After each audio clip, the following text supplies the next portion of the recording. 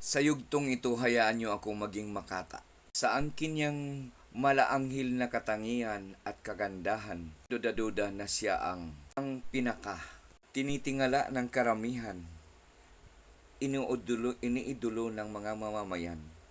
Siya ay tinaguri ang People's Princess at siya ay walang iba kundi si Princess Diana.